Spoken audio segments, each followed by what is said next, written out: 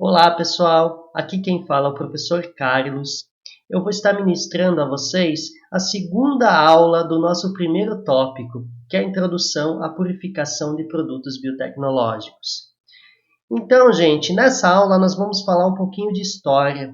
Eu selecionei alguns tópicos muito importantes na história da biotecnologia que ajudaram a ciência a estar no nível que está hoje.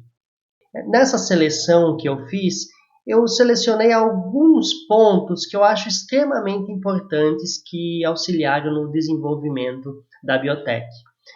Como primeiro, eu coloco a primeira vacina, a criação da primeira vacina e do conceito vacinação. Então, que foi criado pelo Edward Jenner lá nos anos de 1700, início de 1800. É um caso muito interessante. O Edward Jenner ele era um médico, então que ele percebeu uma coisa muito interessante, que geralmente as pessoas que tinham um contato intenso com o gado, principalmente as mulheres que ordenhavam as vacas, elas dificilmente tinham varíola. Ele percebeu que as vacas elas tinham muitas vezes algumas feridas muito semelhantes às que ocorrem nas pessoas quando elas têm varíola. Então ele começou a associar essas duas coisas. Até que um dia veio ao seu consultório uma mulher com sintomas leves de varíola e ela justamente trabalhava ordenhando vacas. E já era conhecido na época que algumas pessoas, dessas mulheres, elas tinham uma varíola muito leve e isso chama muito a atenção dele. O que ele fez nessa ocasião? Ele pus da ferida dessa mulher e inoculou no menino de 8 anos. Esse menino, ele teve uma pequena febre logo após, alguns dias após a inoculação. E depois, o que o Jenner ele fez? Ele pegou varíola humana, uma pessoa que tinha sintomas graves de varíola humana, a doença já numa fase tardia, bem avançada, e inoculou também nesse menino a pus dessa pessoa. O que aconteceu foi que esse menino ele não teve nenhum tipo de sintoma de varíola. Aí se cria nesse momento o termo vacinação. Vacinação, então, ele é um termo que ele vem de vaca, da ideia de vacinar. Então, esse foi que eu considero um grande marco do desenvolvimento da ciência. Depois, gente, a gente tem um pesquisador que é muito interessante, um químico chamado Anselm Payen. Ele é um químico que ele herdou uma empresa do pai que eles faziam produção de açúcar a partir de beterraba. O que ele fez? Ele modernizou muito as indústrias do pai dele e ele acabou descobrindo durante a carreira dele as primeiras enzimas. Então ele descobriu a amilase, ele percebeu que uma substância transformava amido em glicose e depois também ele acabou descobrindo a celulase. Ele estava trabalhando com madeira e viu que existia uma substância que era capaz de transformar celulose em glicose. Então ele também foi muito importante, foi o primeiro a utilizar os termos enzima. Depois, pessoal, tem outra figura muito importante no desenvolvimento da biotecnologia, que é o Louis Pasteur, que hoje todos nós conhecemos, o famoso Instituto Pasteur, que até a gente tem o Instituto Pasteur hoje aqui no Brasil, em São Paulo, na USP. Então ele foi muito importante. Inicialmente ele descreveu que micro-organismos são responsáveis pela fermentação e também começou a trabalhar associando micro-organismos a doenças e também desenvolveu processos de asepsia. Depois ele começou a trabalhar com desenvolvimento de vacinas, trabalhou com cólera aviária e também com antraz. E, finalmente, ele desenvolveu uma vacina para o tratamento de raiva. Então, é um dos principais nomes no desenvolvimento de vacina. Aí, gente, a gente pula um pouco dessa parte de vacina, biotecnologia, e vai para a parte de genética. Vocês conseguem ver que, ao mesmo tempo, você tinha diferentes frentes da ciência se desenvolvendo. A gente já comentou um pouco aqui de vacina, enzima, e agora a gente vai para a parte de genética. Então essa época foi muito importante porque várias descobertas foram fomentando o desenvolvimento da ciência. Aí a gente tem um nome muito importante que é o Mendel, que ele viveu lá entre 1822 e 1884. Todos lembram que ele foi um padre e ele começou a trabalhar, tentar entender como as características hereditárias elas passam de geração em geração e utilizou o modelo perfeito que é a ervilha, que tinha essas características muito bem definidas. Então ele foi o pai da genética e ele conseguiu descrever o processo da hereditariedade, como as características passam de geração em geração.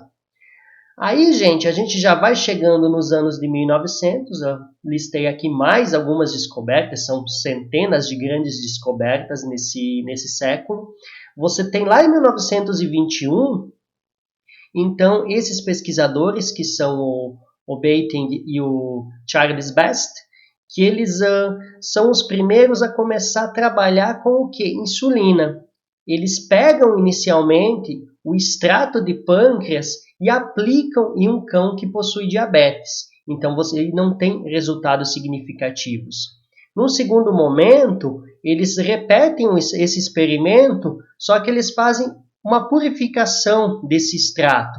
Aí eles conseguem ter resultados muito significativos, tanto que eles chegaram a ganhar um prêmio Nobel por esse trabalho.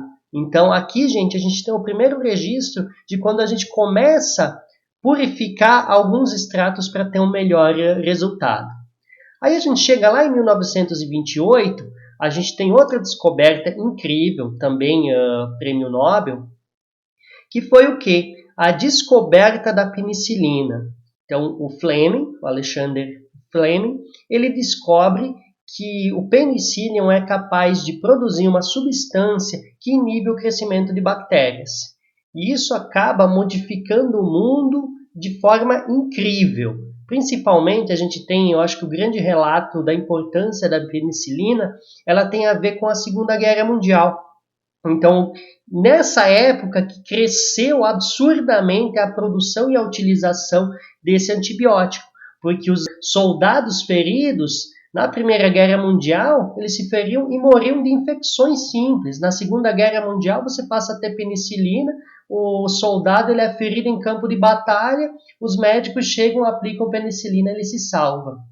Então, o pessoal, essa imagem que eu coloco aqui para vocês, obrigado penicilina, vou conseguir voltar para casa. Então isso ficou muito famoso nessa época da Segunda Guerra Mundial. E os antibióticos depois foram criados tantos outros e eles modificaram totalmente a vida humana. Aí, gente, outro fato muito legal é que a gente... Lembra que eu falei do Mendel no slide anterior? Que se conhece. O Mendel apresentou as ideias de hereditariedade, mas ele não conhecia qual é a substância, o que carregava a hereditariedade. E isso não ficou claro por muitos anos. O que é? Aí se começou durante a primeira parte do século, o pessoal conseguiu identificar DNA, conseguiu identificar proteína, mas não se sabia quem, na verdade, carregava a informação genética, o fator hereditário. Lá em 1952, esses dois pesquisadores, que são a Hershey e o Chase, eles fazem um experimento que, finalmente, acaba com todas as dúvidas relacionadas a quem carrega a informação hereditária. Então, uma questão aqui muito interessante é que nessa época, no pós-guerra, muitos físicos incríveis que trabalhavam com a parte de radioatividade, eles ficaram sem emprego e acabaram migrando para a biologia. E foi o caso desses dois cientistas. Eles fizeram um experimento onde eles pegaram bacteriófagos, que são vírus que infectam bactéria, e marcaram um vírus. Eles marcaram o enxofre, que o que é? É uma molécula que tem unicamente em DNA, e também marcaram fósforo. Utilizaram fósforo radioativo para criar esses bacteriófagos. O que é? O fósforo também só possui no DNA.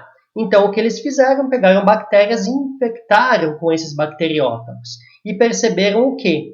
Que somente quando eles utilizaram fósforo radioativo, você via o material genético dentro da bactéria. A partir disso, vendo o fósforo, eles definiram que o material genético que carrega as informações hereditárias é o DNA. Então, nesse momento, passou a se saber que o DNA que carrega as informações genéticas. Aí, gente, começou uma enorme corrida para quê? Eu sei que o DNA é o material que carrega a informação genética. Mas a questão que começou a se colocar é o que? Como essa informação genética ela passa de pessoa para pessoa? Como é que o DNA carrega isso? Essa começou a ser a questão. E outra, nesse momento já se conhecia ferramentas capazes de se resolver estruturas tridimensionais de biomoléculas.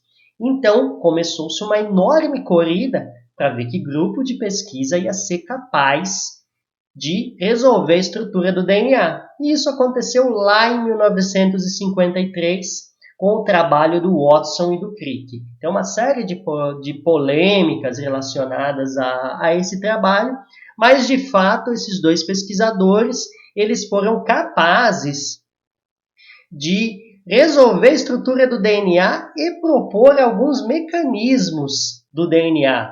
Eles foram muito geniais nas suas colocações, porque analisando a estrutura, eles já conseguem passar a ideia que o DNA é capaz de se replicar, muitas coisas nesse sentido. Então, tudo isso analisando a estrutura que eles conseguiram resolver.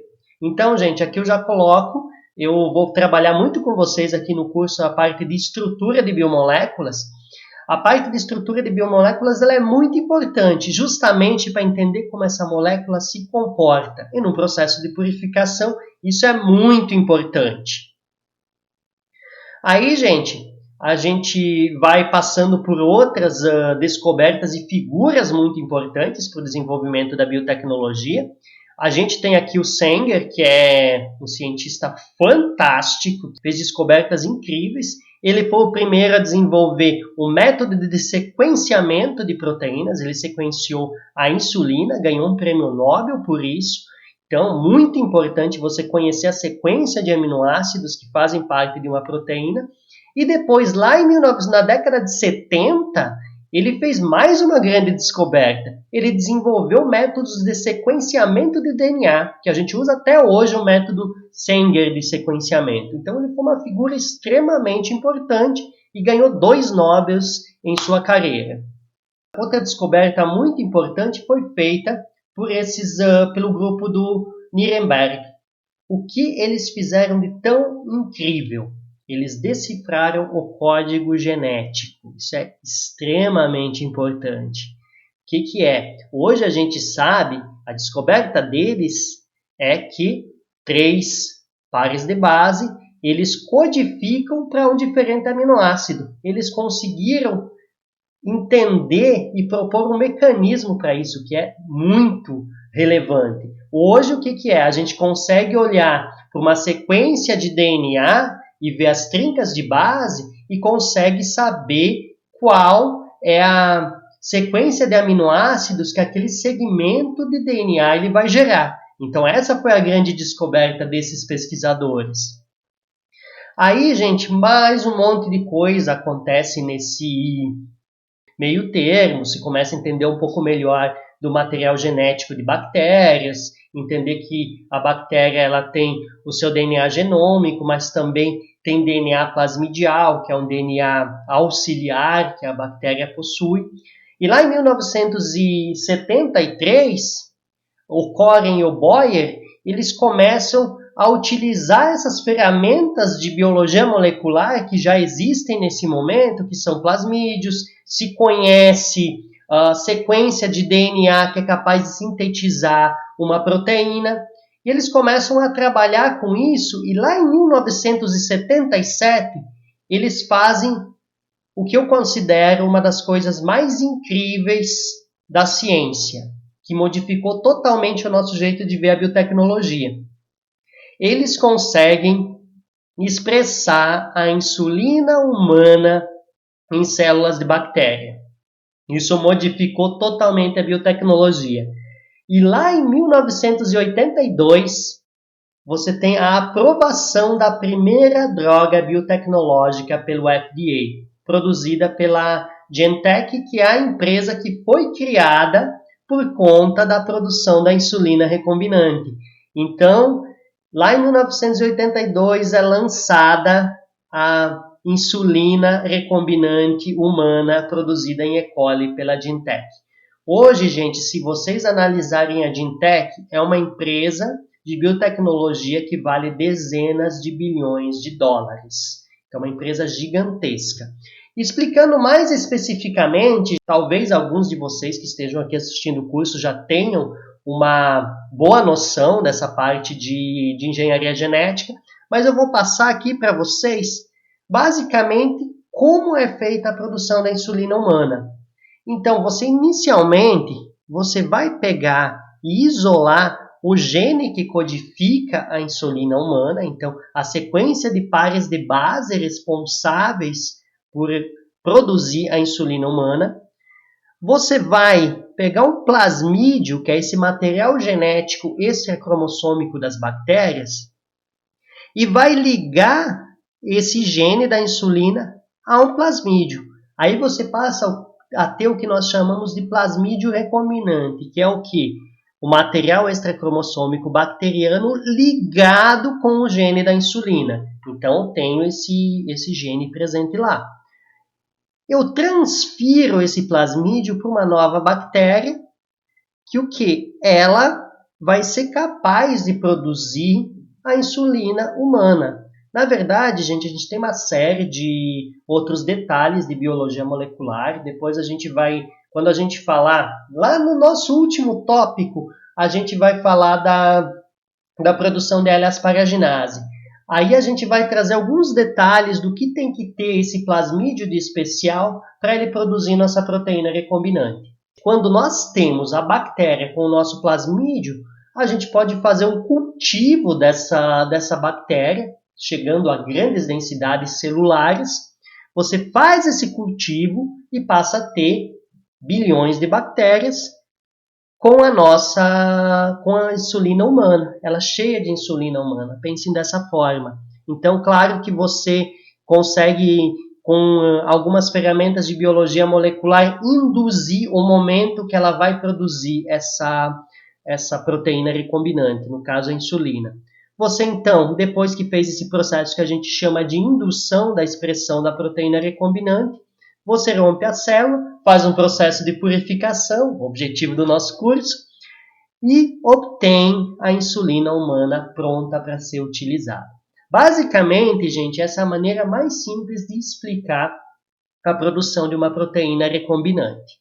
Outra grande descoberta, ela ocorre lá em 1983, que é descoberta 1, 2, 3, gravando.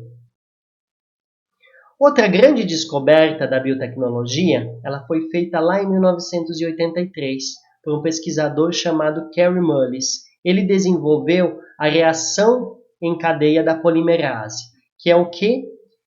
É você realizar um processo de replicação de DNA in vitro dentro do tubinho de ensaio. Então, o que ele fez? Ele foi lá, pegou todos os componentes necessários para replicar o DNA e fez isso in vitro. Então, a partir do desenvolvimento dessa técnica, foi possível você amplificar, fazer cópias no segmento específico de DNA. Que isso hoje é utilizado principalmente em diagnóstico. Se nós pensarmos hoje no diagnóstico da COVID, ele é todo feito por PCR. Então, uma técnica que modificou muito o mundo todo. Lá em 1990, o mundo começa um grande projeto, que é chamado Projeto Genoma Humano. É um projeto que ele objetivou o quê? mapear todos os genes do genoma humano. Então, gente, é um projeto que ele durou mais de 10 anos. Ele começou a ser feito inicialmente por um consórcio mundial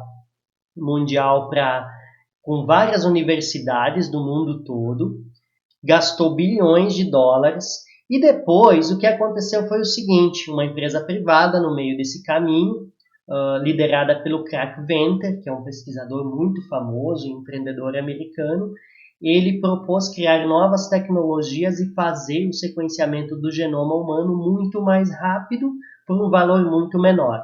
Então ele conseguiu fazer isso, e em 2001 foi publicado o primeiro draft, o primeiro rascunho do genoma humano. E em 2003 esse genoma humano foi totalmente apresentado, já com todas as correções o genoma final, todos os pares de base que fazem parte do genoma humano. Mas isso é muito interessante a gente fazer essa comparação. Hoje a gente consegue sequenciar um genoma humano em poucas horas a partir das técnicas de sequenciamento de nova geração que surgiram. Tudo isso fomentado pelas tecnologias desenvolvidas durante a década de 90, objetivando o genoma humano. Se você pensar no genoma humano por si só, ele simplesmente é um monte de letrinhas. Simplesmente isso. Mas a grande diferença está em que você conseguir interpretar o que esse código ele quer dizer. Então, ver quais são os genes que estão presentes lá. Hoje você consegue pegar essas sequências e ver quais sequências estão relacionadas a uma determinada doença. Há também outra coisa interessante, a capacidade de uma pessoa metabolizar um determinado fármaco. Tudo isso é possível se analisar através de genômica. Aí, gente, a gente sai dos anos 90 e vem para o ano 2000. Aí essa década é incrível. Você começa a produzir facilmente inúmeras enzimas recombinantes em células de bactérias, leveduras. Você desenvolve essas técnicas novas de sequenciamento, que são sequenciamento de nova geração. Hoje a gente está na terceira geração de sequenciamento, que é muito interessante.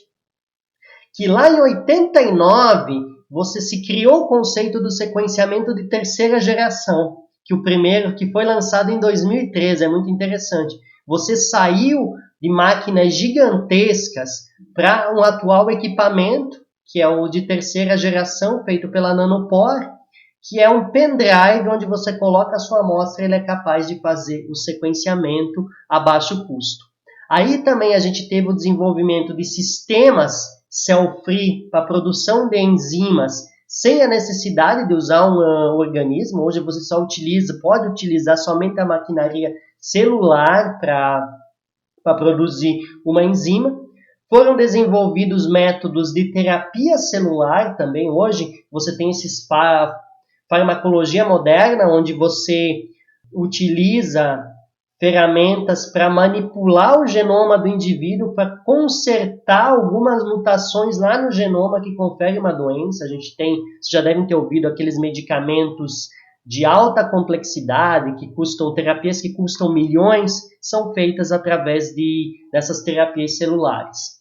Aí, gente, já mais recentemente, a gente já chega aqui em 2013, você já começa a ver coisas muito novas, que são o CRISPR, que é nada mais nada menos, que é um sistema derivado a partir de defesas do sistema bacteriano contra bacteriófagos. Se percebeu que esse sistema ele é capaz de cortar o DNA e colocar alguns segmentos em locais específicos. Então, modificações e o conhecimento desse sistema permite hoje que a gente possa fazer manipulações de DNA específicas. Por exemplo, lá numa célula de mamífero e trocar um gene. Basicamente, isso que o CRISPR permite. Então, gente, agora eu deixo uma pergunta que eu tinha para falar nessa aula para vocês sobre essa parte de história. É isso? Então, foi bem breve, eu só coloquei alguns pontos fundamentais, mais voltados à biotecnologia, mas a gente poderia fazer só um curso falando disso. E eu coloco uma pergunta para vocês: qual será a nova grande descoberta da ciência? Eu gostaria que vocês postassem nos comentários quais vocês acham que são as principais possíveis descobertas da ciência. O que pode acontecer nos próximos anos, o que a gente vai entender melhor, o que a gente vai desenvolver. Na nossa próxima aula, a gente vai falar um pouquinho de enzimas e suas utilizações.